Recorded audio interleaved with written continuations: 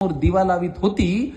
जगासमोर जे चालत नव्हतं ते घरामध्ये मध्ये मात्र चाललं. बाहेर जे बोलता येत नव्हतं ते लेकरू आई समोर बोललं. म्हणाला, खोटारडीयस तू आई, खोट्या मार्गावर चाललीस, आजपर्यंत माझ्याशी तू खोटच बोललीस. आशीर्वाद देताना काय म्हणतेस की माझं काहीच अडणार नाही आणि माझ्या बाबतीत कधीच काही वाईट मुळी घडणार नाही. आईपासून काय लपतंय तिच्या लक्षात आलं. तिने बाळाला घोटभर पाणी प्यायला दिलं.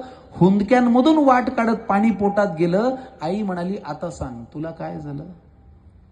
तो म्हणाला, लोक आई विचित्र झालेत फार, सतत सगळे माझ्यावरती खाऊन असतात खार. त्यांच्या त्या अशांत अस्वस्थ नजरा मला कळतात, जाणवतं मला माझ्यावरती ते खूप खूप जळतात. बरं, माझ्याविषयी माझ्या माघारी बोलतात लोकांजवळ, मी पुढे जातोय ना माझा माझा, का पोटात यांच्या कळ. बरं, वाईट याचं वाटतं की या वाईट लोकांचा एक संघ झालाय आणि मी वाईट वागत नसून यांनी मला बाजूला केलाय. आई म्हणाली, बाळा तुला माझा प्रश्नच नाही कळला. मी तुला काय झालं म्हणाले, तू त्यांचा त्रास सांगितला. सोडून दे ना तुझ्यावरती ते रुसतायत का हसतायत, कारण तुला पूर्ण करायची स्वप्न ही तुझ्याच डोळ्यांना दिसतायत. त्यामुळे तुझ्या अपयशाची लोक पाहतायत ती सगळी स्वप्ने खोटी कर. तुझ्या अपयशाची लोक पाहतायत ती सगळी स्वप्ने खोटी कर. दुसऱ्यांची रेघ पुसण्यापेक्षा तू स्वतःची मोठी कर. आणि हे केलंस तर तुझं खरंच काही अडणार नाही. आणि आई आजही तेच म्हणेल, माझ्या बाळाचं वाईट काही घडणार नाही.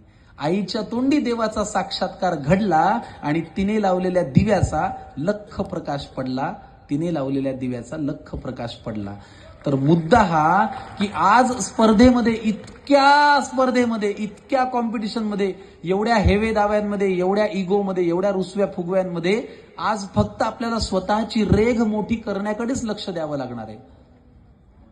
मला नेहमी प्रशांत दामले असं सांगतात, मलाही कधी कधी वाटतं की यार या लोकांची 6 पॅक बॉडी आहे, आपण सुद्धा करावी. सर मला म्हणतात, ते तुला झेपणार आहे का, तू खातोस वरण भात, तुला होणार आहे का ते. नाही, मग तुझ्याकडे काय आहे त्याचा चार्ट कर. मला आलेल्या विद्यार्थ्यांना हे सांगावंसं वाटेल की आज तुम्हाला जर असं वाटत असेल की अरे त्याला हे जास्त आहे, तर खरंच एक चार्ट करा की त्याच्यापेक्षा तुमच्याकडे काय जास्त आहे. आणि मी जेव्हा त्या पारड्यामध्ये माझे वेगवेगळ्या गोष्टी लिहितो, माझा कुटुंबाचा आधार लिहितो, कविता लिहितो, अभिनय लिहितो, लेखन लिहितो, निवेदन लिहितो, तेव्हा असं मला वाटतं की चला 6 पॅक बॉडी नसली तरी आपण 6 वेगवेगळ्या अंगांनी प्रेक्षकांचं मनोरंजन करायचा प्रयत्न करू शकतो. आपल्याकडे काय आहे त्याचं ताऊन सुलाखून अभ्यास केला आणि सिंहावलोकन केलं तर आपण उद्या काय करू शकतो याचा अंदाज आपल्याला येऊ शकतो. बरोबर आहे सर. शेवटाकडे जाऊया का. नाही जीव घेता काय.